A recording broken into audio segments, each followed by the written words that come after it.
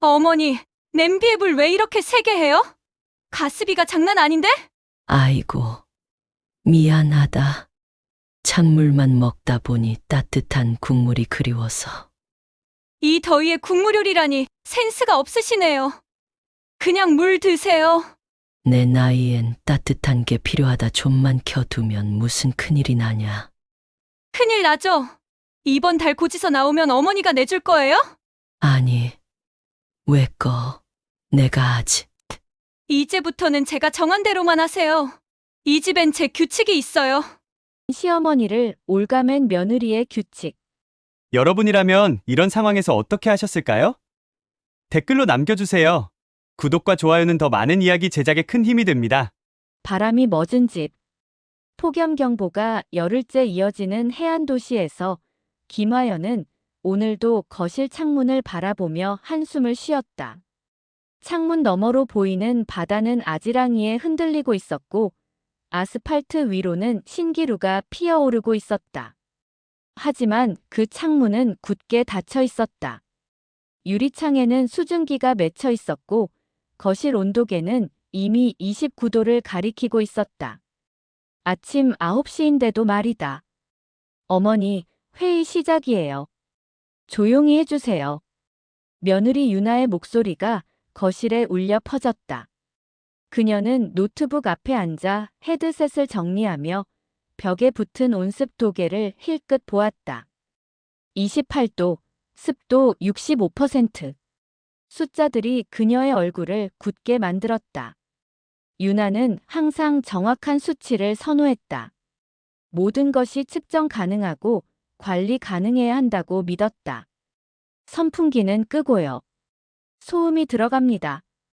유나의 손이 선풍기 플러그를 뽑았다. 윙 소리를 내며 돌아가던 선풍기 날개가 서서히 멈췄다. 화연은 아무 말 없이 그 모습을 지켜보았다. 반대한다고 해서 달라질 건 없었다.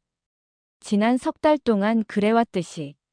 처음 며칠은 더운데 라고 말해보기도 했지만 유나는 항상 더 설득력 있는 이유를 제시했다. 전기료가 너무 많이 나와요. 회의 중에 소음이 들리면 업무에 지장이 있어요. 정확한 온도 관리를 위해서예요. 냉장고 문에는 알록달록한 메모들이 붙어 있었다. 전기료 절감 목표 20%, 냉방 사용시간표, 얼음 사용 제한 -1일 3개, 가스비 절약 수칙, 세탁기 사용 규정 -주 2회. 유나가 정한 규칙들이었다. 모두 정확한 관리와 합리적 절약이라는 명분 아래 만들어진 것들이었다. 각 메모에는 작은 글씨로 날짜와 근거까지 적혀 있었다. 전기요금 고지서 기준, 평균 사용량 대비, 효율성 개선안. 화연은 부엌으로 향했다. 점심을 준비해야 했다. 하지만 찬물로만 요리를 해야 한다는 규칙 때문에 할 수 있는 것은 많지 않았다. 가스비도 절약해야 한다는 유나의 지시였다. 냉장고에서 어제 끓여놓은 미역국을 꺼냈다. 차가운 국물이었지만 다시 데우면 안 됐다. 불필요한 가스 사용이라는 이유에서였다.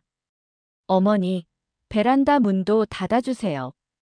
회의 중에 바람 소리가 들리면 안 되거든요. 유나의 목소리가 다시 들려왔다.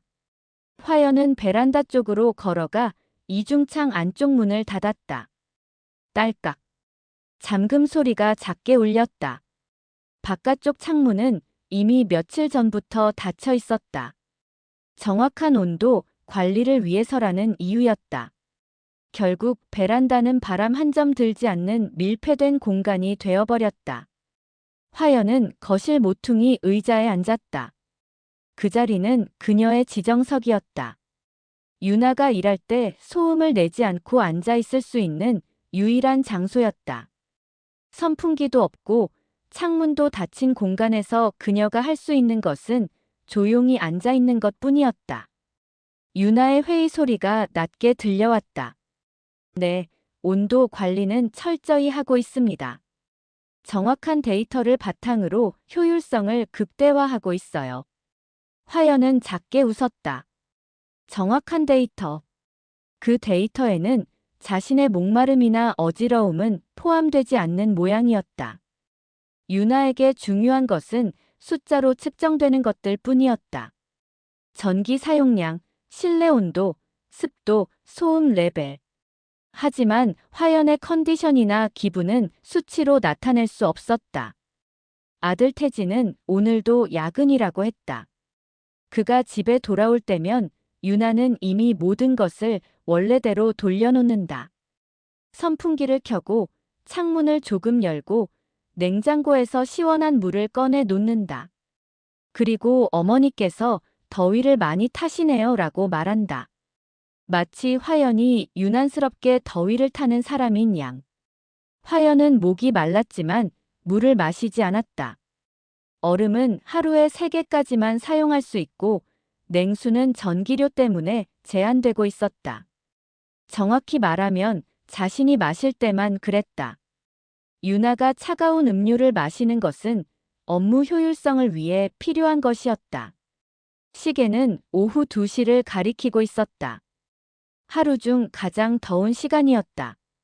거실 온도계는 이미 30도를 넘나들고 있었지만 유나는 여전히 회의 중이었다. 헤드셋을 낀 채 진지한 표정으로 화면을 바라보고 있었다. 그녀의 이마에는 땀이 맺혀 있었지만 업무에 집중하느라 신경 쓰지 않는 것 같았다. 화연은 눈을 감았다.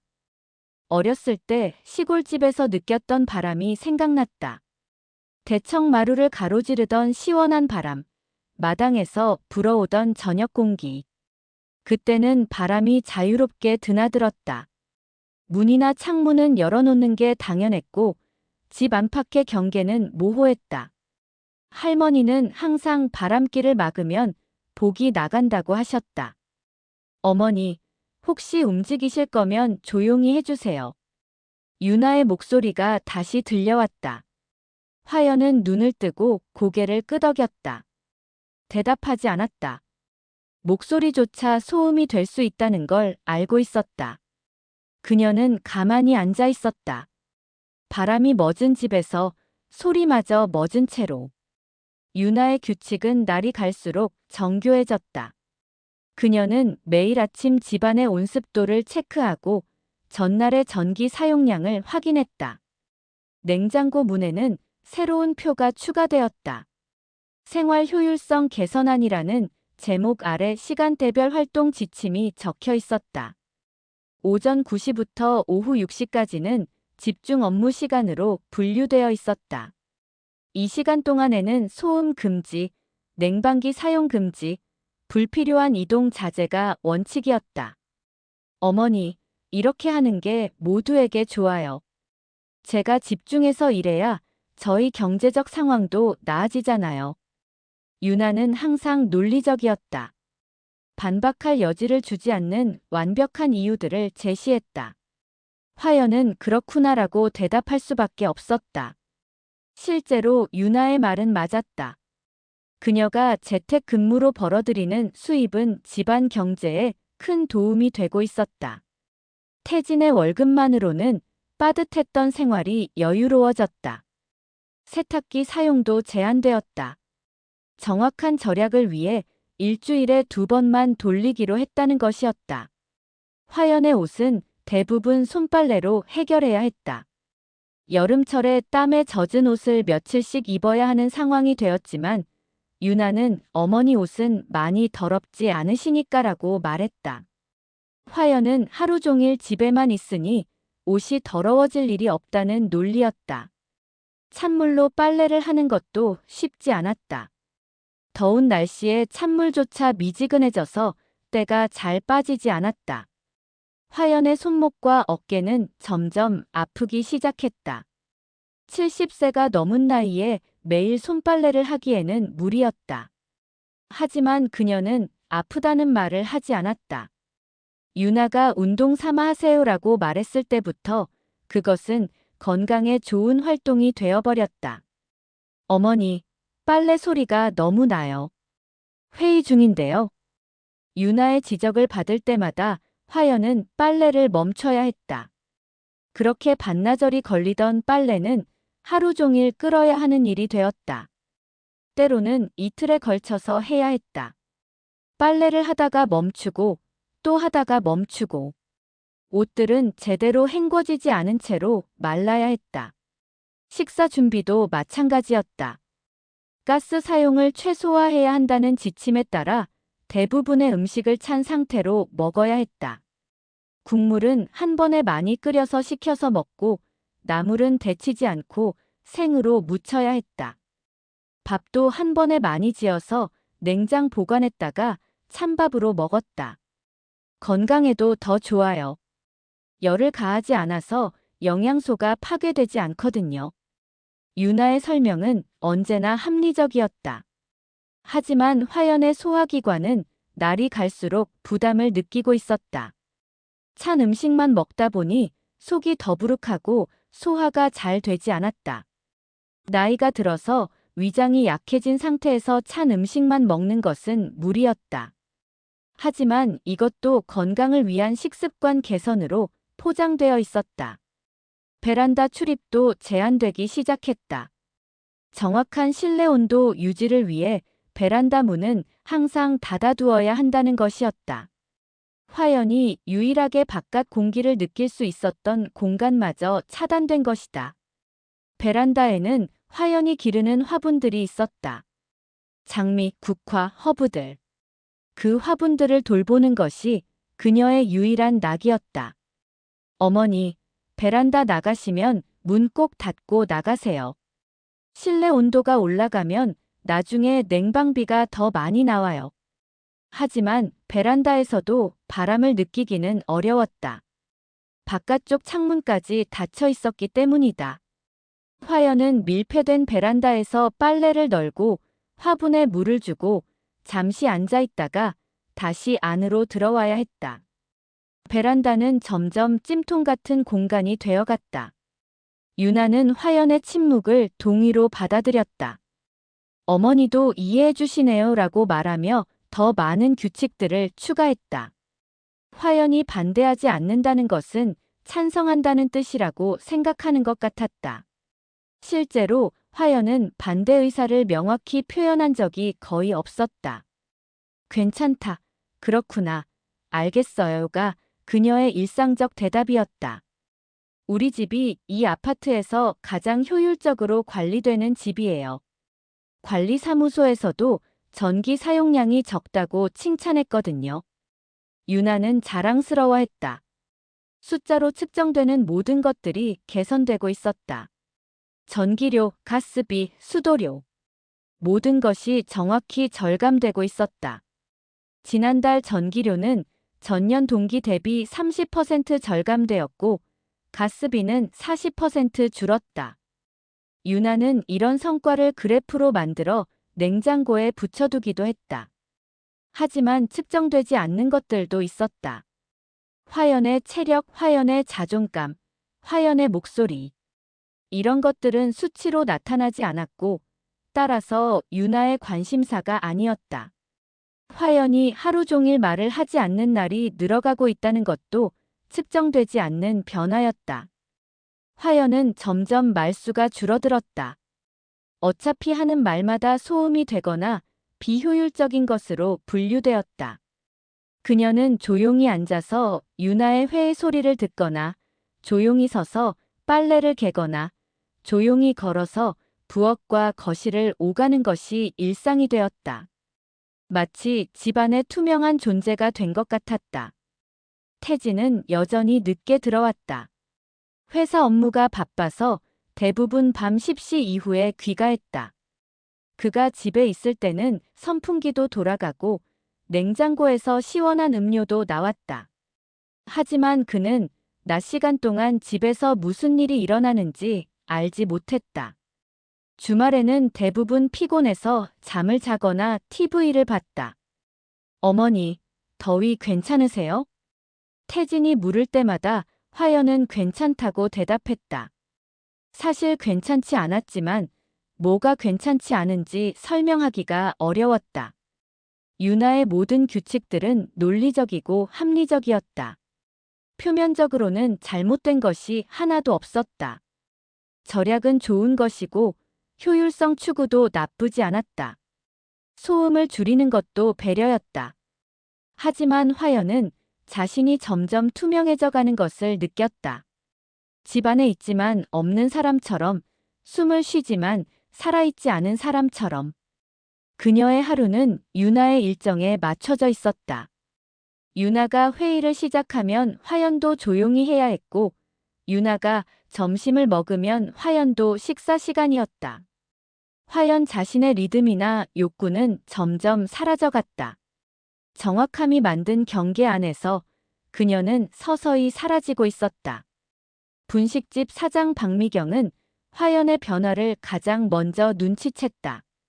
매주 수요일마다 함께 마트에 가던 화연이 한 달째 나타나지 않고 있었다. 미경과 화연은 20년 넘게 이웃으로 지내온 사이였다. 같은 아파트 같은 층에 살면서 서로의 생활을 챙겨주는 관계였다. 화연 언니, 요즘 어디 아프신가요? 복도에서 우연히 마주쳤을 때 미경이 물었다. 화연은 평소보다 야윈 얼굴로 고개를 저었다. 뺨이 들어가 있었고 눈 밑에 그늘이 짙었다. 아니에요. 그냥 집에서 조용히 지내고 있어요. 조용히요? 왜요? 며느리가 재택 근무를 하거든요. 방해되면 안 되니까. 미경은 화연의 표정에서 뭔가 이상함을 느꼈다.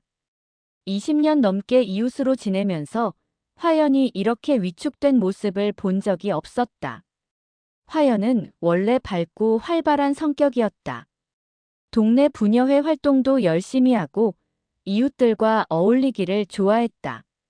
그래도 너무 집에만 계시면 답답하실 텐데요. 가끔은 나오셔야죠. 괜찮아요. 정말 괜찮아요. 화연의 대답은 습관처럼 나왔다. 하지만 미경의 눈에는 전혀 괜찮아 보이지 않았다. 화연의 목소리에는 활기가 없었고 표정도 무기력해 보였다. 다음 날 미경은 화연의 집 앞을 지나다가 이상한 점을 발견했다. 한여름인데도 창문이 모두 닫혀 있는 것이었다. 베란다 창문도 거실 창문도 꼭꼭 닫혀 있었다. 다른 집들은 모두 창문을 열어놓고 선풍기나 에어컨을 돌리고 있는데 화연의 집만 유독 닫혀 있었다. 초인종을 눌러봤지만 대답이 없었다. 집에 아무도 없는 건 아닐 텐데 평일 낮에 화연이 외출할 리는 없었다. 화연은 코로나 이후로 외출을 거의 하지 않았다. 장을 보러 갈 때도 미경과 함께 가는 것이 전부였다. 화연 언니, 저 미경이에요. 문 밖에서 불러봐도 대답이 없었다. 미경은 불안한 마음으로 자신의 집으로 돌아갔다. 뭔가 잘못되고 있다는 직감이 들었다. 그날 저녁 태진이 퇴근하는 모습을 본 미경은 그를 붙잡고 화연의 안부를 물었다. 어머니요? 집에 계실 텐데요. 왜 대답이 없으셨을까요? 태진도 이상하게 생각했다. 하지만 집에 들어가 보니 화연은 거실에서 조용히 앉아 있었고 유나는 노트북으로 작업을 하고 있었다. 평범한 일상의 모습이었다. 어머니, 낮에 미경 이모가 찾아오셨다는데요. 아, 그랬구나. 못 들었네. 화연의 대답은 담담했다. 태진은 더 이상 묻지 않았다. 어머니가 나이가 들어서 귀가 어두워진 것일 수도 있다고 생각했다. 하지만 미경의 걱정은 계속되었다. 다음 날도, 그 다음 날도 화연의 집은 조용했다. 창문은 여전히 닫혀 있었고 초인종을 눌러도 대답이 없었다. 미경은 화연의 집 앞을 지나갈 때마다 불안감을 느꼈다. 일주일 후 미경은 결심을 했다. 시내에 나가서 작은 전자기기를 하나 샀다. 벽시계 모양의 보이스 레코더였다. 온라인에서 가정용 보안 장비라는 이름으로 팔리는 제품이었다. 집 안에서 일어나는 일들을 녹음할 수 있는 장치였다. 이거 쓰는 법 어렵지 않아요. 여기 버튼 한 번 누르면 녹음 시작되고 또 누르면 정지돼요. 미경은 화연에게 시계 사용법을 자세히 설명했다. 건물 앞 벤치에서 주위를 살피며 속삭이듯 말했다. 다른 이웃들이나 유나에게 들키면 안 됐다. 언니, 혹시 집에서 힘든 일 있으면 이걸로 녹음해 놓으세요. 나중에 필요할 수도 있어요. 이런 걸 왜? 그냥 만약을 위해서예요. 요즘 언니 표정이 너무 안 좋아 보여서 걱정이 되거든요. 화연은 망설였다. 이런 걸 집에 설치한다는 것이 뭔가 잘못된 일 같았다. 며느리를 몰래 감시한다는 느낌이었다. 하지만 미경의 걱정스러운 표정을 보니 거절하기 어려웠다. 소리가 날 때만 자동으로 녹음돼요. 평소에는 그냥 시계예요. 미경의 설명을 들으며 화연은 작은 기기를 손에 들고 살펴봤다. 정말 평범한 벽시계처럼 생겼다. 둥근 흰색 플라스틱 케이스에 검은 숫자들, 시침과 분침. 겉보기에는 전혀 의심스럽지 않았다. 집에 시계 하나 새로 단다고 해도 이상하지 않을 거예요. 그날 저녁 화연은 조용히 거실 벽시계를 교체했다. 오래된 시계를 떼어내고 새로운 시계를 걸었다. 손이 떨렸다. 뭔가 몰래 하는 일이라는 생각에 죄책감이 들었다. 유나는 새 시계를 보더니 고개를 끄덕였다. 새 시계 사셨어요? 디자인이 깔끔하네요. 응, 예전게 고장나서. 화연의 목소리는 작았다. 거짓말을 하고 있다는 죄책감 때문이었다. 하지만 다른 방법이 없었다. 자신에게 무슨 일이 일어나고 있는지 다른 사람들이 알아주기를 바랐다. 하지만 며칠이 지나자 시계는 자연스럽게 집안 풍경의 일부가 되었다. 아무도 그 시계에 특별한 관심을 보이지 않았다. 태진도, 유나도 그냥 평범한 시계로 여겼다. 화연은 가끔 그 시계를 바라봤다. 작은 기계가 집안의 소리들을 기록하고 있다는 사실이 신기하면서도 두려웠다. 과연 무슨 소리가 녹음될까? 그녀는 아직 몰랐다. 그 작은 귀가 곧 자신의 목소리를 찾아주게 될 거라는 것을. 7월 25일, 기상청은 올 여름 최고 온도 경보를 발령했다. 오후 예상 기온 38도. 체감 온도는 42도에 이를 것으로 예측됐다. 아침부터 뉴스에서는 폭염주의보를 연달아 방송했다. 외출을 자제하고 충분한 수분을 섭취하며 냉방이 되는 곳에 머물러 주세요. 어머니, 오늘 빨래 베란다에 널어주세요. 햇볕이 최고로 좋은 날이래요. 유나는 아침 일찍부터 분주했다. 노트북을 정리하고 오늘의 일정을 확인했다. 중요한 온라인 프레젠테이션이 있는 날이었다. 3개월 동안 준비한 프로젝트를 발표하는 자리였고 승진과도 직결된 중요한 발표였다. 네. 화연은 조용히 대답했다. 베란다에 빨래를 널러가는 것쯤은 별일 아니었다. 문제는 다른 곳에 있었다. 오늘 같은 날에 베란다에서 오랜 시간을 보내는 것은 위험할 수 있었다. 그리고 베란다 문 꼭 닫아주세요. 오늘 발표가 중요해서 소음이 전혀 들어가면 안 되거든요. 유나는 베란다 이중창을 가리키며 말했다. 안쪽 문은 잠금 장치까지 있어서 한 번 닫으면 안에서 열기 어려운 구조였다. 원래는 보안을 위해 설치된 잠금 장치였지만 지금은 다른 용도로 사용되고 있었다. 정말 중요한 발표거든요. 3개월 동안 준비했어요. 혹시 소음 때문에 실수라도 하면. 유나의 목소리에는 간절함이 섞여 있었다. 화연은 며느리의 상황을 이해했다. 중요한 일이니까 방해하지 말아야겠다고 생각했다. 네, 알겠어요. 화연은 빨래 바구니를 들고 베란다로 향했다. 이미 아침 9시인데도 베란다 안 온도는 후끈후끈했다. 바깥쪽 창문은 며칠 전부터 계속 닫혀 있었다. 실내 온도 관리라는 이유로 말이다. 빨래를 널기 시작했다. 셔츠, 바지, 속옷들을 하나씩 빨래줄에 걸었다. 땀이 이마에 맺히기 시작했다. 환풍기라도 있으면 좋을 텐데 며칠 전부터 환풍기 플러그도 뽑혀 있었다. 전기 절약이라는 이유였다.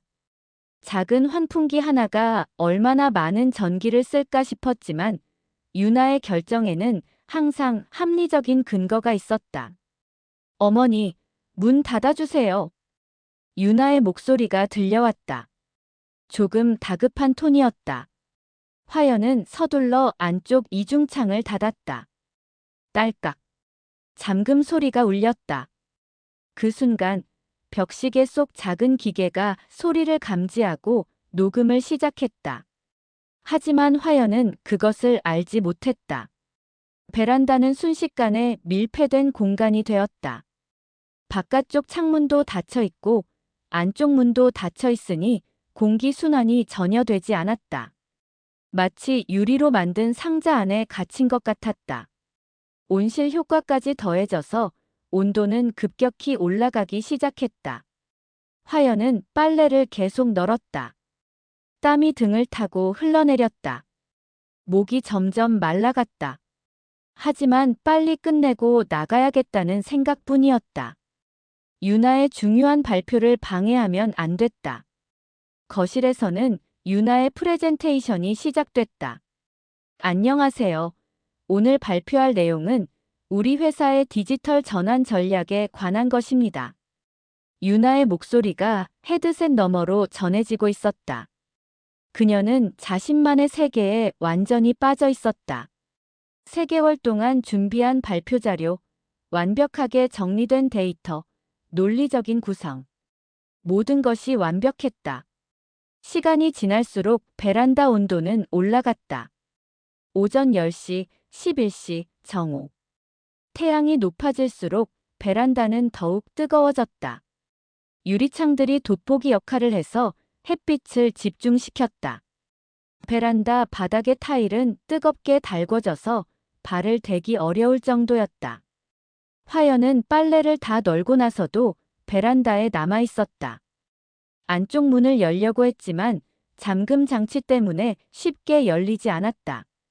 평소에는 유나가 바깥에서 열어주곤 했다. 화연은 잠금 장치 사용법을 제대로 모르고 있었다. 손잡이를 돌려봤지만 딸깍거릴 뿐 문이 열리지 않았다. 화연은 당황했다. 이런 적은 처음이었다. 보통은 베란다에서 10분 정도만 있다가 나왔는데 오늘은 문이 열리지 않았다. 유나야. 작게 불러봤지만 프레젠테이션 중인 유나에게는 들리지 않았다. 헤드셋을 끼고 있어서 외부 소리가 차단되어 있었다. 유나야, 문 좀. 목소리를 조금 키워봤지만 여전히 반응이 없었다. 화연은 큰 소리를 내기를 주저했다.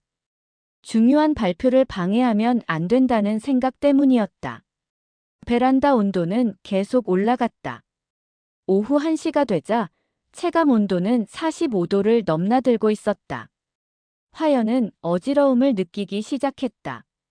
시야가 흐려지고 다리에 힘이 빠졌다. 물. 그녀는 중얼거렸다. 목이 너무 말랐다. 하지만 베란다에는 물이 없었다.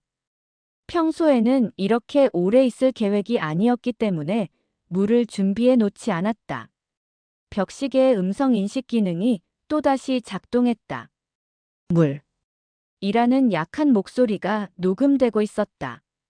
시계는 거실에 있었지만 집이 작아서 베란다의 소리도 감지할 수 있었다. 유나의 프레젠테이션은 계속되고 있었다. 저희 회사의 효율성 개선 사례를 보면 정확한 데이터 분석을 통해 30% 이상의 비용 절감 효과를 거두었습니다. 화연은 바닥에 주저앉았다. 다리에 힘이 빠졌다. 머리가 무겁고 눈앞이 흐려졌다. 탈수 증상이 시작되고 있었다. 70세가 넘은 나이에 이런 더위에 오래 노출되는 것은 위험했다.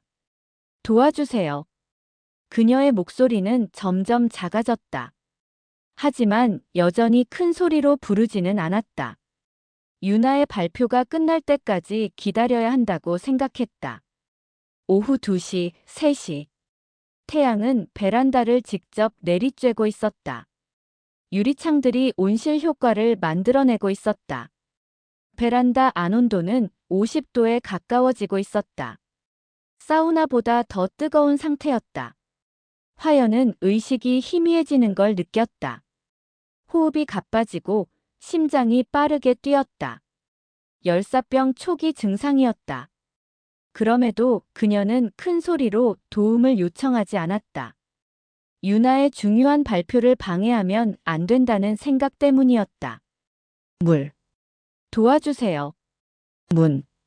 벽시계는 계속 녹음하고 있었다. 화연의 약해져가는 목소리를, 딸깍거리는 문소리를, 프레젠테이션 소리를 모두 기록하고 있었다. 작은 메모리 카드에 모든 것이 저장되고 있었다. 오후 4시가 넘어서야 유나의 발표가 끝났다. 하지만 그녀는 곧바로 다음 회의 준비에 들어갔다. 발표가 성공적으로 끝났다는 안도감과 함께 다음 업무에 집중했다. 발표 정말 잘하셨어요. 데이터가 완벽했어요. 화면 너머로 동료들의 칭찬이 들렸다. 유나는 뿌듯했다. 3개월의 노력이 결실을 맺은 순간이었다. 베란다에서는 화연이 바닥에 쓰러져 있었다. 의식을 잃기 직전의 상태였다. 입술은 바짝 말라 있었고 얼굴은 창백했다. 땀은 이미 다 빠진 상태였다. 유리 상자 안에서 그녀는 혼자 투명해져 가고 있었다. 오후 5시 미경이 화연의 집 앞을 지나가다가 이상한 점을 발견했다. 평소보다 집 주변이 너무 조용했다. 그리고 현관문 주변에서 뜨거운 열기가 느껴졌다. 문고리 주변이 뜨겁게 달궈져 있었다. 초인종을 눌러봤다. 1번, 2번, 3번. 아무 대답이 없었다. 평소 같으면 화연이 금방 나와서 문을 열어주곤 했다. 화연 언니, 저 미경이에요. 큰 소리로 불러봤지만 여전히 조용했다. 미경은 불안감을 느꼈다. 뭔가 잘못된 것 같았다. 이상한 정적, 뜨거운 문고리, 닫힌 창문들. 모든 것이 평소와 달랐다. 그녀는 관리사무소로 내려갔다. 1204호 김화연 씨 댁 좀 확인해 주실 수 있나요? 초인종 눌러도 대답이 없고 문고리가 이상하게 뜨거워요. 관리사무소 직원은 처음에는 대수롭지 않게 생각했다. 낮에 외출했을 수도 있다고 했다. 하지만 미경의 걱정스러운 표정을 보고 전력 사용량을 확인해 보기로 했다. 이상하네요. 거실 쪽 에어컨은 돌아가고 있는데 베란다 환풍기는 며칠째 작동을 안 하고 있어요. 관리사무소 직원이 컴퓨터 화면을 보며 말했다. 각 세대별 전력 사용량을 실시간으로 모니터링할 수 있는 시스템이었다. 그게 뭐가 이상한가요? 이 더위에 베란다 환풍기를 안 쓴다는 게 좀 이상하죠. 보통은 에어컨하고 같이 쓰거든요. 특히 빨래 넣을 때는 꼭 켜놓으시는데. 미경의 불안감은 더욱 커졌다. 화연이 베란다에서 뭔가 일을 하고 있을 텐데 환풍기도 없이 어떻게 견디고 있을까? 혹시 비상키로 확인해 볼 수 있나요? 그럼 가족한테 연락해보고 나서요. 관리사무소에서는 먼저 태진에게 전화를 걸었다. 여보세요. 1204호 아드님이신가요? 어머님, 안부 확인차 연락드렸는데요. 태진은 회사에서 전화를 받았다. 갑작스러운 연락에 당황했다. 관리사무소에서 연락이 오는 경우는 보통 응급 상황이었다. 어머니요? 무슨 일인가요? 이웃분이 초인종 눌러도 대답이 없다고 하셔서요. 혹시 어머님 외출하셨나요? 태진은 고개를 갸웃했다. 어머니가 평일 낮에 외출하는 경우는 거의 없었다. 특히 이런 더위에는 더욱 그랬다. 아내에게 전화를 걸어봤다. 여보, 어머니 오늘 어디 나가셨어? 유나는 회의 중이었다. 성공적인 발표를 마치고 후속 미팅을 진행하고 있던 중이었다. 전화벨 소리에 짜증스럽게 대답했다. 나가실 리 없죠. 집에 계세요. 왜요? 이웃분이 초인종 눌러도 대답이 없다는데. 회의 중이라서 못 들으셨나 봐요. 나중에 확인해 보세요. 유나는 전화를 끊었다. 중요한 미팅을 방해받는 것이 싫었다. 태진은 여전히 석연치 않았지만 관리사무소에 괜찮다고 말했다. 하지만 미경은 포기하지 않았다. 그래도 한 번만 확인해 주세요. 정말 이상해요. 문고리가 이렇게 뜨거워서는 안 되거든요. 미경은 직감적으로 뭔가 잘못되고 있다는 것을 알고 있었다. 20년 넘게 이웃으로 지내면서 쌓인 경험이었다. 오후 6시가 넘어서야 관리사무소 직원과 미경이 함께 1204호로 올라갔다. 비상키를 가지고 미경의 지속적인 요청 때문에 마지못해 올라온 것이었다. 현관문을 열자 후끈한 열기가 쏟아져 나왔다. 집 안 온도가 비정상적으로 높았다. 현관에서부터 더위가 느껴졌다. 화연 언니. 미경이 큰 소리로 불렀다. 거실에서는 에어컨 소리가 나고 있었지만 다른 곳에서는 아무 소리도 들리지 않았다. 집안은 기묘하게 조용했다. 베란다 쪽을 확인해 봐야겠어요. 관리사무소 직원이 베란다 방향으로 걸어갔다. 이중창 안쪽 문이 굳게 닫혀 있었고 유리 너머로 쓰러져 있는 사람의 모습이 보였다. 큰일 났어요. 직원이 급하게 외쳤다. 미경도 뛰어와서 베란다를 들여다봤다. 화연이 바닥에 쓰러져 있었다. 움직이지 않고 있었다. 119 부르세요. 빨리. 미경의 목소리가 떨렸다. 그녀가 가장 걱정했던 일이 현실이 되었다. 태진은 회사에서 급히 뛰어나왔다. 관리사무소에 긴급 연락을 받고 심장이 쿵쾅거렸다. 어머님이 응급 상황입니다. 빨리 오세요. 짧은 메시지였지만 심각함이 느껴졌다. 119 불렀습니다. 지금 오고 있어요. 아파트에 도착했을 때 이미 구급차 사이렌 소리가 들리고 있었다. 태진은 숨을 헐떡이며 계단을 뛰어 올라갔다. 엘리베이터가 답답해서 계단으로 뛰었다. 집안은 난리가 나 있었다. 거실 에어컨은 여전히 돌아가고 있었지만 베란다 쪽은 사우나 같은 열기가 진동하고 있었다.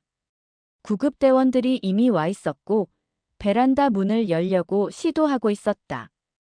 어머니. 태진이 베란다 이중창을 열었다. 잠금 장치를 풀고 문을 활짝 열자 뜨거운 공기가 쏟아져 나왔다. 마치 오븐 문을 연 것 같았다. 화연은 바닥에 쓰러져 있었다. 의식은 있었지만 거의 탈진 상태였다. 입술은 바짝 말라 있었고 얼굴은 창백했다. 옷은 땀으로 흠뻑 젖어 있었다가 다시 말라버린 상태였다. 어머니, 괜찮으세요? 어머니. 태진의 목소리가 떨렸다. 119 구급대원들이 들어와 화연을 들것에 옮겼다. 전문적이고 신속한 움직임이었다. 탈수와 열사병 초기 증상입니다. 빨리 병원으로 가야겠어요.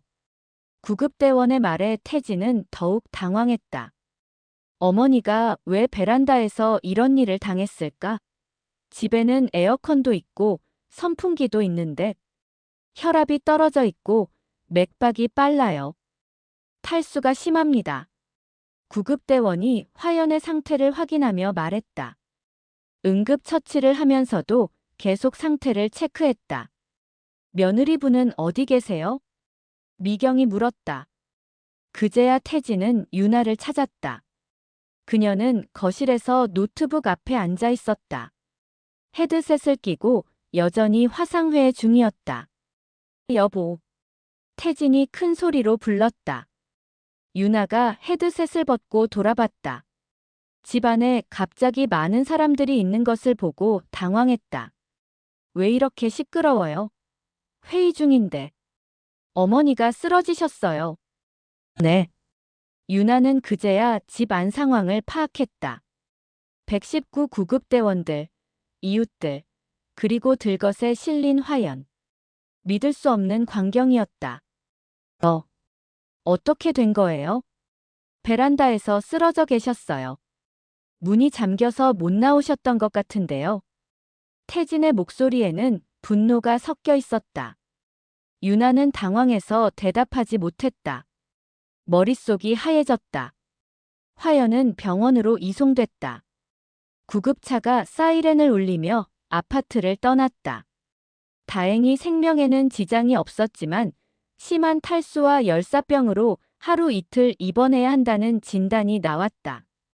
병원에서 돌아온 태진은 집안을 자세히 살펴봤다. 베란다 환풍기 플러그가 뽑혀 있었고 바깥쪽 창문도 완전히 닫혀 있었다. 안쪽 이중창에는 잠금 장치까지 걸려 있었다. 베란다는 완전히 밀폐된 상태였다. 이게 도대체 무슨 상황이에요? 태진이 유나를 추궁했다. 화가 치밀어 올랐다. 어머니가 죽을 뻔한 상황이었다. 회의 때문에 문을 닫아달라고 했는데 잠금 장치까지 걸릴 줄은 몰랐어요. 환풍기는 왜 꺼놨어요? 이 더위에. 전기료 절약하려고. 유나의 변명은 설득력이 없었다. 태진은 화가 치밀어 올랐다. 상식적으로 이해할 수 없는 상황이었다. 절약? 어머니 목숨보다 전기료가 더 중요해요? 그때 태진의 시선이 거실 벽시계에 머물렀다. 새로 바뀐 시계였다. 언제 바뀌었을까? 예전 시계와 디자인이 다른 것 같았다. 뭔가 이상한 느낌이 들어 시계를 자세히 살펴봤다. 그리고 뒷면에서 작은 메모리 카드 슬롯을 발견했다. 일반 시계에는 없는 부분이었다. 이게 뭐예요? 태진이 메모리 카드를 빼냈다. 미경이 화연에게 준 녹음기였다. 작은 SD 카드였다. 어머니가 녹음을 해놨나? 태진은 노트북에 메모리 카드를 삽입했다. 여러 개의 음성 파일이 저장되어 있었다. 날짜별로 정리되어 있었다. 이걸 들어봐야겠어요. 유나의 얼굴이 창백해졌다. 그녀도 무엇이 녹음되어 있을지 짐작하고 있었다. 지난 몇 주 동안의 집안 상황이 모두 기록되어 있을 것이었다. 태진은 마우스를 클릭했다. 곧 진실이 드러날 것이었다. 말 대신 재생 버튼이 그들 사이의 침묵을 깨뜨릴 준비를 하고 있었다. 태진은 떨리는 손으로 첫 번째 파일을 재생했다. 며칠 전 날짜의 파일이었다. 어머니, 회의 중이니까 조용히 해주세요. 유나의 목소리가 선명하게 들렸다. 태진은 깜짝 놀랐다. 이런 말을 하는 유나를 들은 적이 없었다. 선풍기는 끄고요. 소음이 들어갑니다. 플러그 뽑는 소리가 이어졌다. 태진은 유나를 바라봤다. 그녀는 고개를 숙이고 있었다. 다음 파일을 재생했다. 어머니, 베란다 문도 닫아주세요. 회의 중에 바람 소리가 들리면 안 되거든요. 딸깍. 문 잠그는 소리. 어머니, 혹시 움직이실 거면 조용히 해주세요. 화연의 목소리는 한 번도 들리지 않았다. 계속해서 유나의 지시만 이어졌다. 마치 화연이 존재하지 않는 것처럼 들렸다. 태진은 파일을 빨리 넘겨가며 확인했다. 며칠치 녹음이 모두 비슷했다. 유나의 명령, 화연의 침묵. 가끔 들리는 것은 네, 알겠어요. 괜찮아요 같은 짧은 대답뿐이었다. 이게 매일 이랬다는 거예요? 태진의 목소리가 떨렸다. 자신이 모르는 사이에 집안에서 이런 일이 벌어지고 있었다는 사실에 충격을 받았다. 그리고 오늘 파일에 도달했다. 어머니, 오늘 빨래 베란다에 널어주세요. 네. 화연의 작은 대답 소리. 평소와 똑같이 순종적인 목소리였다. 그리고 베란다 문 꼭 닫아주세요. 오늘 발표가 중요해서. 딸깍. 잠금 소리. 시간이 흘러가는 소리. 유나의 프레젠테이션 소리가 희미하게 들렸다. 디지털 전환 전략, 효율성 개선, 데이터 기반 의사결정 같은 단어들이 흘러나왔다. 그리고 유나야. 화연의 약한 목소리가 들렸다. 태진은 숨을 멈췄다. 유나야, 문 좀. 더 간절해진 목소리. 하지만 유나의 프레젠테이션은 계속되고 있었다. 물. 태진의 손이 멈췄다. 어머니의 목소리가 점점 약해지고 있었다. 목이 마르다는 신호였다. 도와주세요. 물. 도와주세요. 문. 녹음기는 모든 것을 기록하고 있었다. 화연의 구조 요청, 프레젠테이션 소리, 그리고 점점 희미해져가는 목소리. 마지막에는 거의 들리지 않을 정도로 작은 소리만 남아 있었다. 태진은 노트북을 덮었다. 더 이상 들을 수 없었다. 자신의 어머니가 도움을 요청하는 소리를 들으면서도 아무것도 해주지 못했다는 사실이 견딜 수 없었다. 이게 무슨 일이에요? 그의 목소리가 떨렸다. 분노와 슬픔이 섞여 있었다. 유나는 울고 있었다. 눈물이 볼을 타고 흘러내렸다. 저도 몰랐어요. 정말 몰랐어요. 문이 그렇게 안 열릴 줄은. 몰랐다고요? 어머니가 도와달라고 하는 소리도 못 들었다고요? 헤드셋 끼고 있어서. 정말 몰랐어요. 태진은 고개를 저었다. 믿을 수 없었다. 헤드셋을 끼고 있었다고 해서 그렇게 오랫동안 어머니의 목소리를 못 들었다는 게 말이 되나? 그럼 지금까지는 뭐예요? 매일 어머니한테 이렇게 했다는 거예요? 유나는 대답하지 못했다. 녹음 파일이 모든 것을 말해주고 있었다. 이때 미경이 병원에서 돌아왔다. 화연의 상태를 확인하고 온 것이었다. 화연 언니 상태 어떻게 됐어요? 안정됐어요. 내일 퇴원하실 수 있을 것 같아요. 태진이 대답했다. 그리고 미경에게 녹음 파일 이야기를 했다. 역시 제가 시계 드린 게 도움이 됐네요. 미경은 안도의 표정을 지었다. 자신의 직감이 맞았다는 것을 확인했다. 고마워요. 이모가 아니었으면. 태진은 생각하기도 싫었다. 만약 미경이 없었다면 어머니는 어떻게 됐을까? 오늘 일이 며칠 더 계속됐다면? 이제 어떻게 할 거예요? 미경이 물었다. 현실적인 문제였다. 이런 상황에서 세 사람이 계속 함께 살 수 있을까? 태진은 유나를 바라봤다. 그녀는 여전히 울고 있었다. 하지만 눈물만으로는 해결되지 않는 문제였다. 일단 상담을 받아야겠어요.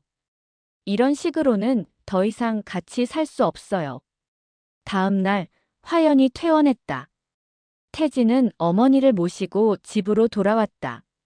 병원에서 충분한 수액을 맞고 안정을 취한 덕분에 많이 회복된 상태였다. 거실은 달라져 있었다. 모든 창문이 열려 있었고 선풍기가 돌아가고 있었다. 베란다 문도 활짝 열려 있어서 바람이 자유롭게 드나들고 있었다. 환풍기도 다시 연결되어 있었다. 어머니, 괜찮으세요? 화연은 고개를 끄덕였다. 하지만 유나와 눈을 마주치지는 않았다. 아직 어색하고 복잡한 감정이 남아 있었다. 우리 다 같이 상담을 받기로 했어요. 태진이 말했다. 가족 상담사 선생님이 내일 오신대요. 앞으로 어떻게 살아갈지 함께 정해보자고요. 화연은 조용히 들었다. 그리고 거실 벽시계를 바라봤다. 작은 기계가 자신의 목소리를 찾아주었다. 이제 그 목소리로 무엇을 말할지 정해야 했다. 창문으로 바람이 들어왔다. 오랜만에 느끼는 자유로운 공기였다. 가족 상담사 이정희는 경험이 많은 전문가였다. 그녀는 세 사람이 둘러앉은 거실을 살펴보며 상황을 파악했다. 긴장된 분위기, 서로를 피하는 시선, 무거운 침묵. 모든 것이 가족 갈등의 전형적인 모습이었다. 먼저 화연 어머님께 여쭤보고 싶어요. 지금 기분이 어떠세요? 화연은 잠시 망설였다. 그동안 자신의 기분을 말해본 적이 없었다. 항상 괜찮다고만 했다. 혼란스러워요. 어떤 부분이 혼란스러우신가요? 뭐가 잘못됐는지 모르겠어요. 며느리 말이 다 맞는 것 같은데. 상담사는 고개를 끄덕였다. 전형적인 반응이었다. 피해자가 자신의 상황을 객관적으로 바라보지 못하는 경우가 많았다. 유나 씨는 어떠세요? 본인의 행동에 대해 어떻게 생각하시나요? 유나는 눈물을 글썽였다. 저는 정말 효율적으로 살고 싶었어요. 모든 걸 정확하게 관리하고 싶었고, 그게 가족에게도 좋은 일이라고 생각했어요. 그런데 어머님이 다치셨죠? 네. 제가 너무 극단적이었나 봐요. 상담사는 태진을 바라봤다. 태진 씨는 지금까지 이런 상황을 몰랐다고 하셨는데 어떤 마음이세요? 죄책감이 커요.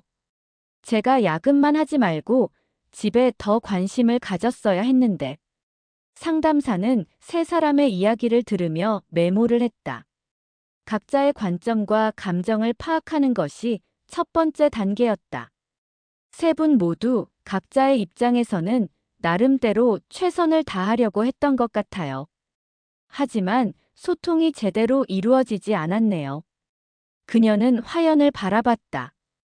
어머님, 괜찮다고 말씀하셨을 때 정말 괜찮으셨나요? 화연은 고개를 저었다. 아니요. 하지만 뭐라고 말해야 할지 모르겠었어요. 왜 말하기 어려우셨을까요? 며느리가 하는 말이 다 이유가 있는 것 같았어요. 절약도 해야 하고, 일도 방해하면 안 되고. 상담사는 유나를 바라봤다. 유나 씨, 어머님이 힘들어 하신다는 걸 전혀 눈치채지 못하셨나요? 사실 조금은 알고 있었어요. 하지만 어머니께서 아무 말씀도 안 하시니까 괜찮다고 생각했어요. 침묵을 동의로 받아들이셨군요. 유나는 고개를 숙였다. 상담사의 지적이 정확했다. 상담사는 화이트보드를 꺼내 놓았다. 이제부터 우리 집에 새로운 규칙을 만들어 보죠. 하지만 이번에는 세 분이 모두 참여해서 만드는 거예요. 첫 번째로 정한 것은 집 사용 설명서였다. 냉방 규칙 실내 온도가 28도를 넘으면 누구든지 에어컨을 켤 수 있다. 베란다 환풍기는 항상 사용 가능하다. 소음 규칙 회의나 집중이 필요할 때는 미리 알리고 상대방도 거부할 권리가 있다. 긴급 상황에는 언제든 방해할 수 있다. 의사표현 규칙 괜찮다는 정말 괜찮을 때만 사용한다. 힘들면 힘들다고 말한다. 노크 규칙 닫힌 문이 있으면 반드시 노크하고 대답을 기다린다. 잠금 장치는 응급 상황에서만 사용한다. 대화 규칙 일주일에 한 번은 세 사람이 모여서 서로의 상황을 나눈다. 화연은 처음으로 자신의 의견을 말했다. 저는 가끔 친구들과 만나고 싶어요. 물론이에요, 어머님. 태진이 대답했다. 그리고 빨래는 제가 하고 싶을 때 하고 싶어요. 당연하죠. 유나도 고개를 끄덕였다. 상담사는 미소를 지었다. 어머님, 지금 기분이 어떠세요? 조금 후련해요. 앞으로 힘든 일이 있으면 어떻게 하실 거예요? 화연은 잠시 생각했다. 말할 거예요. 싫다고. 상담은 한 달 동안 계속됐다. 매주 상담사가 방문해서 세 사람의 변화를 확인했다. 처음에는 어색하고 어려웠지만 점차 서로의 마음을 이해하게 되었다. 유나는 자신의 완벽주의적 성향에 대해 돌아보는 시간을 가졌다. 효율성과 통제에 대한 강박이 가족을 아프게 했다는 것을 인정했다. 저는 숫자로 측정할 수 있는 것들만 중요하게 생각했어요. 전기료, 가스비, 온도. 하지만 어머니의 마음은 측정할 수 없었죠. 태진은 가족에 대한 관심을 늘렸다. 야근을 줄이고 집에서 보내는 시간을 늘렸다. 제가 집에 없는 동안 무슨 일이 일어나는지 전혀 몰랐어요. 앞으로는 더 관심을 가질게요. 화연은 자신의 목소리를 찾아가는 연습을 했다. 어머님, 오늘 점심 뭐 드시고 싶으세요? 따뜻한 국물이 있는 거요. 더우신데 괜찮으세요? 네, 저는 따뜻한 게 좋아요. 작은 대화들이 쌓여갔다. 화연은 점점 자신의 의견을 표현하는 것에 익숙해졌다. 처음에는 어색했지만 상담사의 도움으로 조금씩 변화해갔다. 어머님, 에어컨 온도 어떠세요? 조금 추운 것 같아요. 그럼 온도 올릴까요? 네, 그렇게 해주세요. 이런 소소한 대화가 일상이 되었다. 유나도 변했다. 효율성보다는 가족의 편안함을 우선시하게 되었다. 어머니, 오늘 빨래 하실 거예요? 아니, 내일 하려고. 그럼 제가 세탁기 돌릴게요. 어머니 것도 같이 넣으실래요? 이제는 서로 배려하는 모습을 보였다. 가을이 왔다. 아파트 베란다로 시원한 바람이 불어들었다.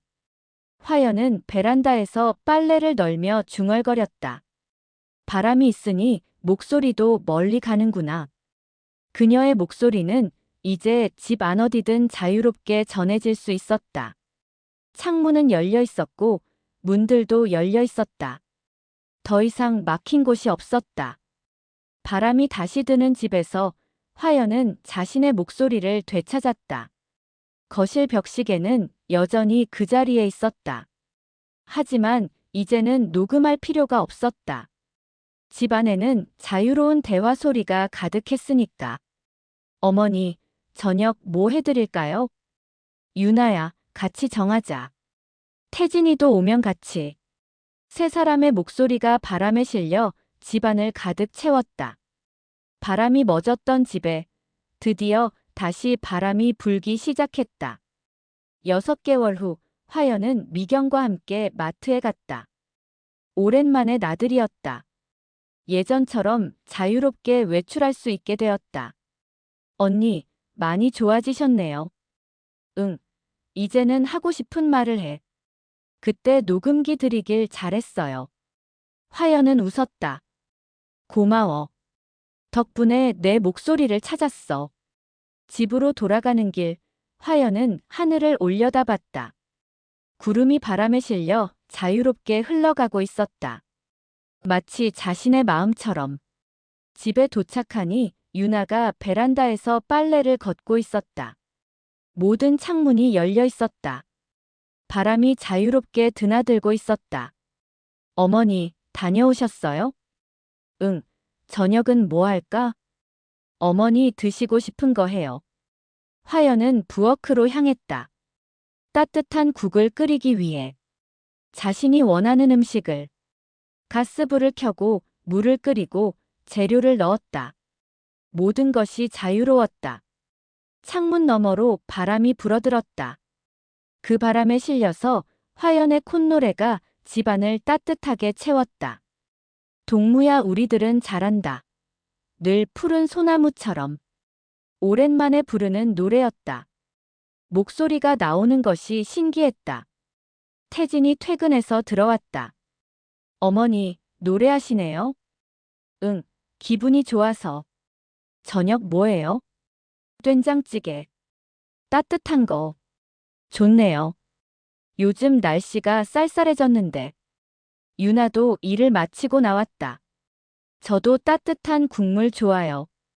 어머니가 끓이신 된장찌개가 제일 맛있어요. 화연은 웃었다. 이제는 자연스러운 대화가 되었다. 저녁 식사 시간. 세 사람이 식탁에 둘러앉았다. 어머니, 오늘 미경 이모랑 어디 다녀오셨어요? 마트 갔다가 공원도 갔어. 날씨가 좋더라. 좋으시겠어요. 저도 다음에 같이 가고 싶어요. 유나가 말했다. 예전과는 완전히 다른 모습이었다. 그래, 같이 가자. 화연의 대답도 자연스러웠다. 더 이상 눈치를 보지 않아도 되었다.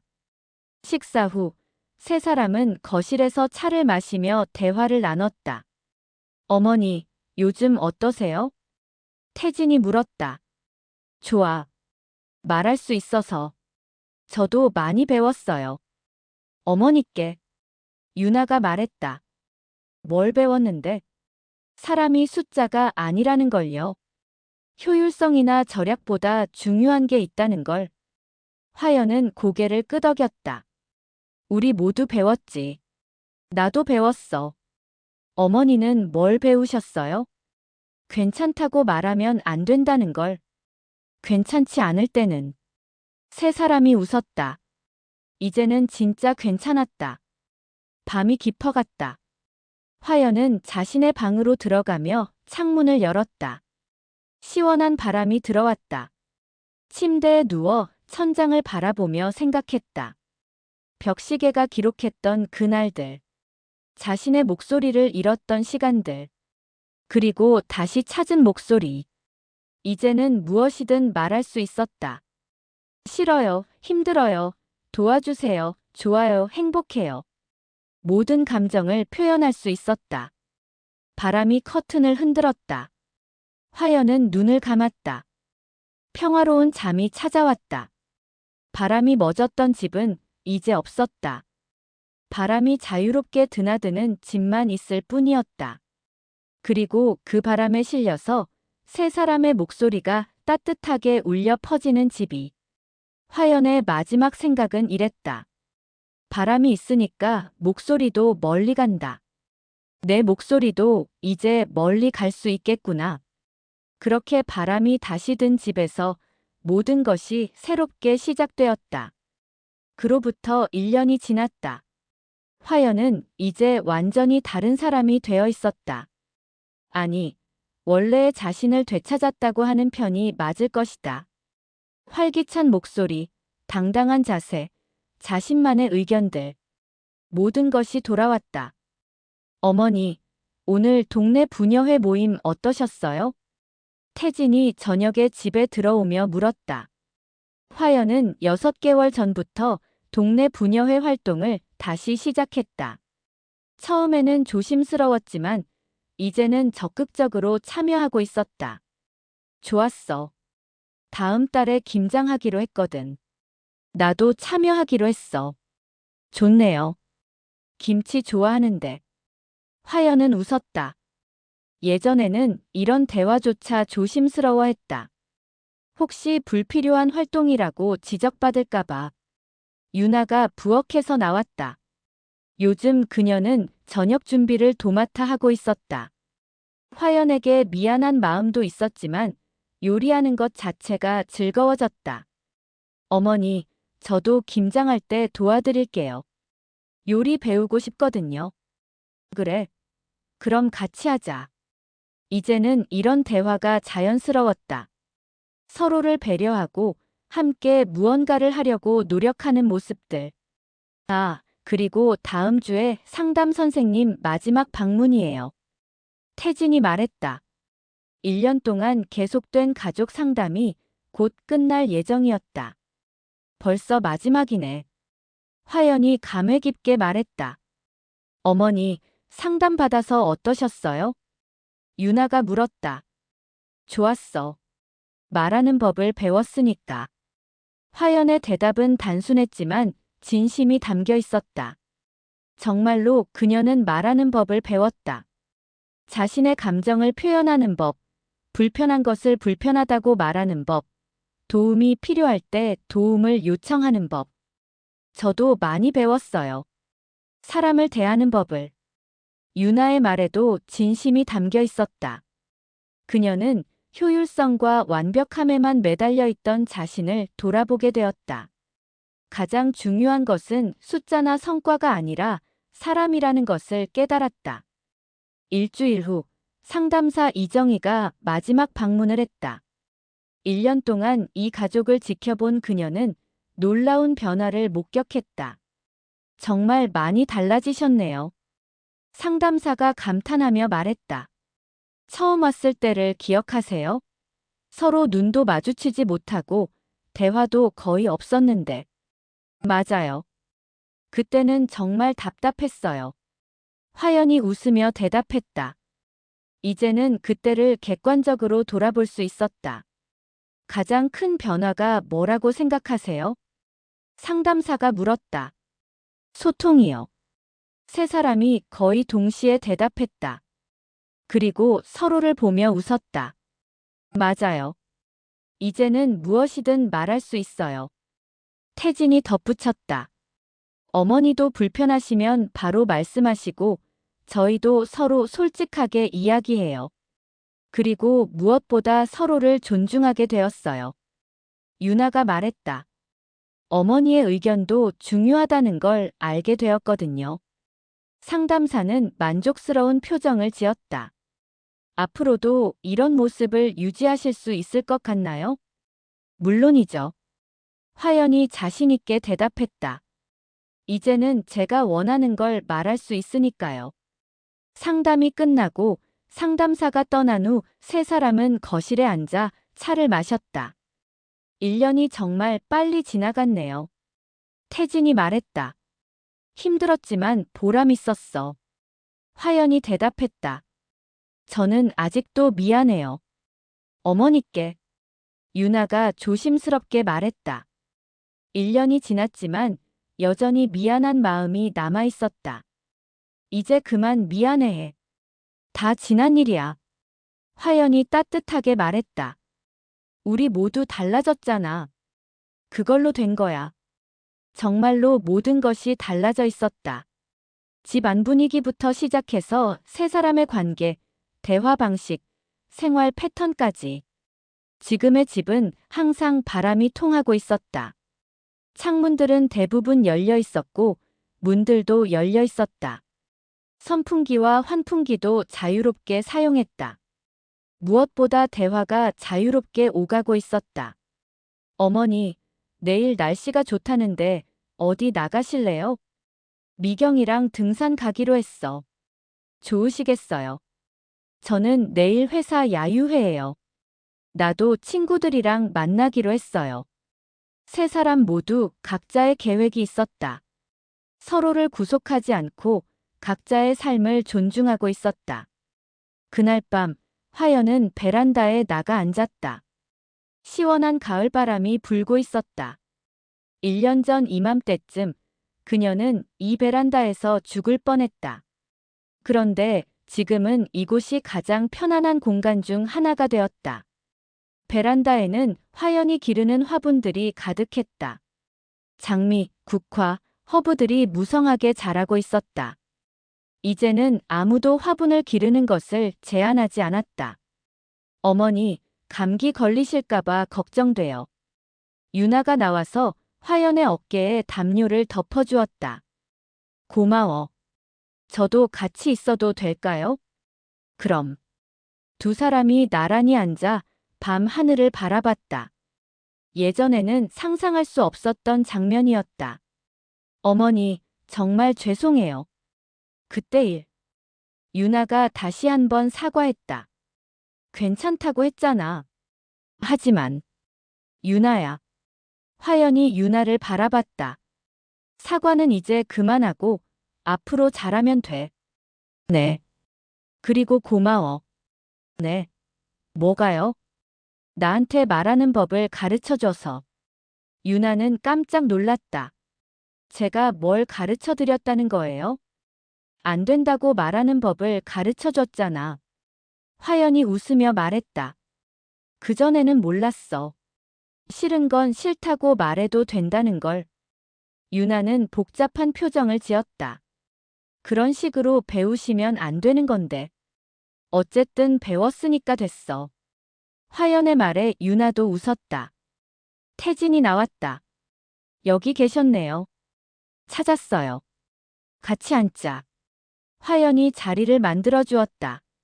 세 사람이 나란히 앉아 밤 하늘을 바라봤다. 별이 많네요. 태진이 말했다. 도시인데도 이렇게 많이 보이는구나. 공기가 좋아져서 그런가 봐요. 유나가 말했다. 아니면 우리 마음이 편해져서 그런 걸 수도 있고. 화연의 말에 세 사람이 웃었다. 바람이 불어왔다. 따뜻하고 부드러운 바람이었다. 화연은 깊게 숨을 들이마셨다. 바람이 참 좋다. 네, 정말 좋아요. 예전에는 바람을 못 느꼈는데. 화연이 중얼거렸다. 이제는 매일 느낄 수 있어요. 태진이 말했다. 평생 느낄 수 있어요. 유나가 덧붙였다. 그들은 오랫동안 그렇게 앉아 있었다. 별을 보고 바람을 느끼고 서로의 온기를 나누며. 그날 밤 이후로 세 사람은 종종 베란다에 함께 나가 앉곤 했다. 특별한 이유가 있어서가 아니라 그냥 함께 있고 싶어서. 어떤 날은 대화를 나누기도 하고 어떤 날은 조용히 앉아 있기도 했다. 중요한 것은 함께 있다는 것 자체였다. 2년이 지났다. 화연은 동네에서 유명한 사람이 되었다. 부녀회 회장을 맡고 있었고 마을 도서관에서 독서 모임도 이끌고 있었다. 무엇보다 밝고 활기찬 모습으로 모든 사람들에게 에너지를 주고 있었다. 화연 언니, 정말 달라지셨어요. 미경이 감탄하며 말했다. 어떻게 이렇게 적극적으로 변하셨어요? 말할 수 있게 되어서 그래. 화연의 대답은 여전히 단순했다. 말할 수 있으면 뭐든 할 수 있더라고. 정말로 그랬다. 자신의 의견을 말할 수 있게 되면서 화연은 모든 것에 적극적으로 참여하게 되었다. 부녀회 활동, 독서 모임, 요리 교실, 컴퓨터 교실까지. 어머니, 너무 바쁘게 사시는 거 아니에요? 태진이 걱정스럽게 물었다. 괜찮아. 재밌어. 피곤하시면 쉬세요. 피곤하면 쉴 거야. 이제는 피곤하다고 말할 수 있으니까.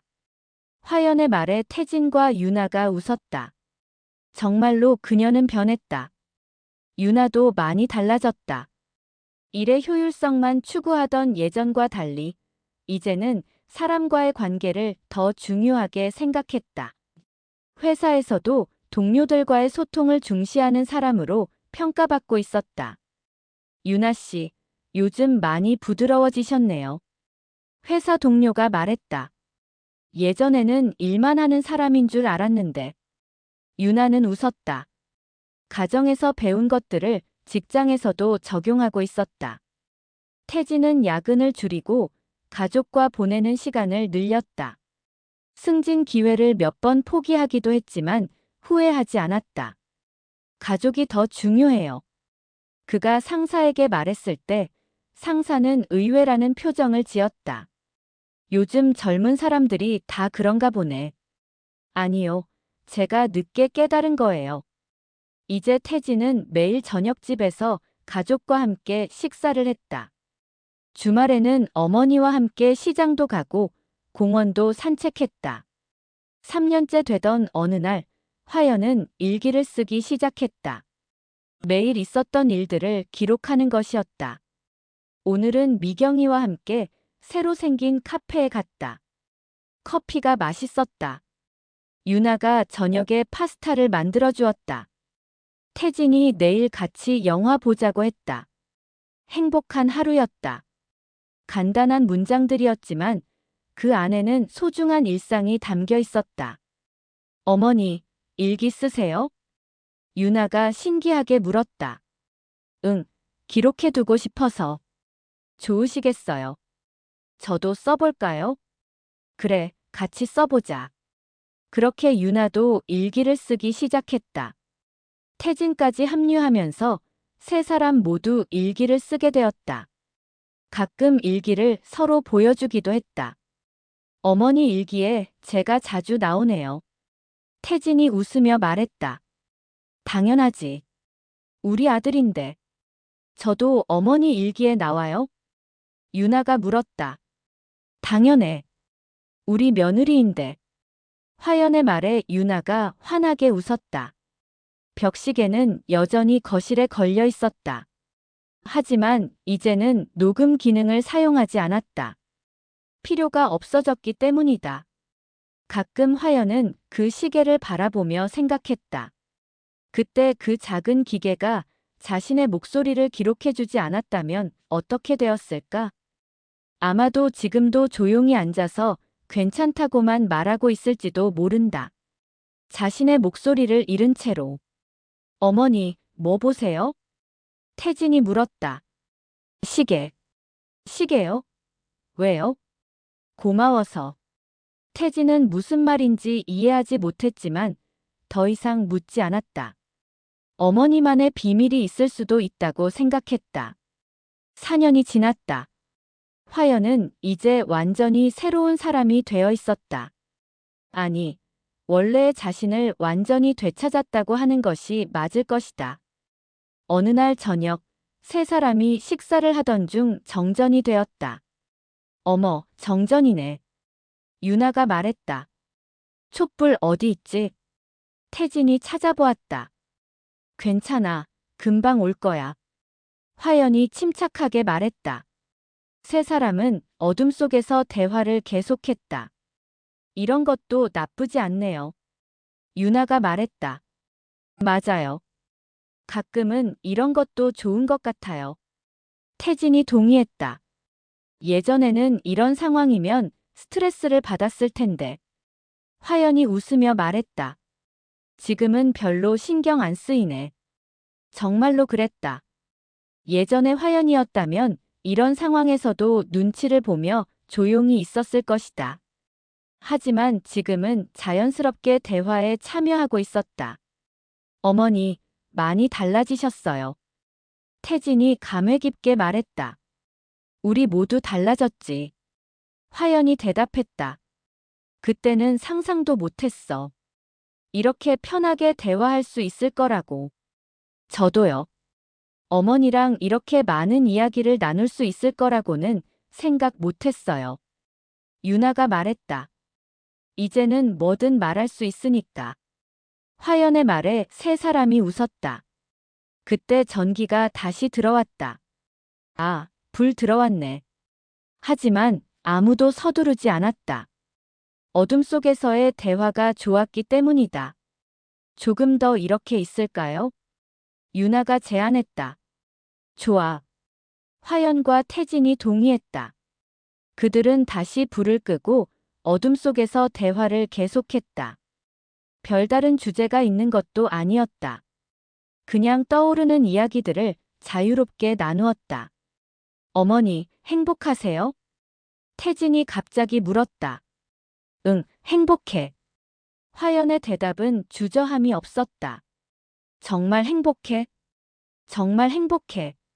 왜요? 말할 수 있어서. 여전히 같은 대답이었다. 하지만 그 안에 담긴 의미는 더욱 깊어져 있었다. 저도 행복해요. 유나가 말했다. 어머니랑 가족이 되어서. 나도 행복해요. 태진이 말했다. 우리 가족이어서. 그들은 오랫동안 그렇게 앉아 있었다. 어둠 속에서 서로의 목소리만 들으며. 5년이 지났다. 화연은 이제 마을의 명물이 되어 있었다. 누구든지 화연을 보면 인사를 했고 그녀의 밝은 에너지에 힘을 얻었다. 화연 할머니, 오늘도 기분 좋아 보이세요. 젊은 엄마가 인사했다. 응, 매일 기분 좋아. 비결이 뭐예요? 말하는 거야. 화연의 대답에 젊은 엄마가 고개를 갸우뚱했다. 말하는 게 뭐가 특별해요? 하고 싶은 말을 하는 거. 그게 제일 중요해. 젊은 엄마는 화연의 말을 이해하지 못했다. 하지만 언젠가는 이해하게 될 것이다. 그날 저녁 화연은 베란다에 앉아 일기를 썼다. 오늘도 좋은 하루였다. 아침에 미경이와 산책을 하고 오후에는 독서 모임이 있었다. 저녁에는 유나가 만든 김치찌개를 먹었다. 태진이 내일 같이 쇼핑 가자고 했다. 매일매일이 감사하다. 일기를 다 쓰고 나서 화연은 하늘을 올려다봤다. 별들이 반짝이고 있었다. 바람이 불어왔다. 따뜻하고 부드러운 바람이었다. 그 바람에 실려서 집안에서 유나와 태진의 대화 소리가 들려왔다. 어머니 정말 대단하신 것 같아. 맞아. 이렇게 밝게 사실 수 있다는 게 신기해. 우리도 어머니를 닮아가는 것 같아. 그런가? 좋은 일이네. 화연은 미소를 지었다. 자신의 변화가 가족에게도 좋은 영향을 주고 있다는 것을 알 수 있었다. 그녀는 깊게 숨을 들이마셨다. 폐 속 깊숙이까지 신선한 공기가 들어왔다. 바람이 있어서 참 좋다. 그녀가 중얼거렸다. 바람이 있으니까 목소리도 멀리 간다. 그때 유나가 베란다로 나왔다. 어머니, 여기 계셨네요. 응, 일기 쓰고 있었어. 저도 같이 있어도 될까요? 그럼. 유나가 화연 옆에 앉았다. 어머니, 저한테 해주고 싶은 말 있어요? 갑작스러운 질문이었다. 왜? 그냥요. 혹시 못다 한 말이 있나 해서. 화연은 잠시 생각했다. 글쎄. 있으면 말씀해 주세요. 뭐든지. 고마워. 네. 나한테 말하는 법을 가르쳐줘서 고마워. 유나는 복잡한 표정을 지었다. 어머니. 정말이야. 고마워. 화연의 말에 유나의 눈에 눈물이 맺혔다. 저는 어머니께 나쁜 일만 했는데. 아니야. 좋은 일도 했어. 뭐요? 나한테 용기를 줬어. 용기요? 응. 싫은 건 싫다고 말할 용기. 유나는 울음을 터뜨렸다. 어머니. 괜찮아. 이제 다 괜찮아. 화연이 유나의 어깨를 토닥였다. 우리 이제 정말 가족이야. 그때 태진도 나왔다. 여기 다 계셨네요. 와, 같이 앉자. 세 사람이 나란히 앉아 밤 하늘을 바라봤다. 별들이 반짝이고 바람이 불고 그들의 대화 소리가 집안을 가득 채웠다. 어머니, 앞으로도 계속 이렇게 살 수 있을까요? 태진이 물었다. 당연하지. 왜 못 살아? 혹시 또 예전처럼. 안 돼. 이제는 안 돼. 화연의 목소리에는 확신이 담겨 있었다. 이제는 내가 말할 수 있으니까. 정말로 그랬다. 이제 화연은 무엇이든 말할 수 있었다. 좋은 것도 싫은 것도 슬픈 것도 기쁜 것도. 바람이 다시 불어왔다. 그 바람에 실려서 화연의 목소리가 멀리 퍼져나갔다. 바람이 있으니까 목소리도 멀리 간다. 그녀의 마지막 말이었다. 그리고 그것은 진실이었다. 바람이 멎었던 집은 이제 완전히 사라졌다. 그 자리에는 바람이 자유롭게 드나드는 집이 있었다. 그리고 그 집에서는 세 사람의 목소리가 매일매일 따뜻하게 울려 퍼지고 있었다. 화연의 목소리, 유나의 목소리, 태진의 목소리. 모든 목소리가 자유롭고 모든 목소리가 소중했다. 그렇게 바람과 함께, 목소리와 함께 그들의 새로운 이야기가 계속되고 있었다.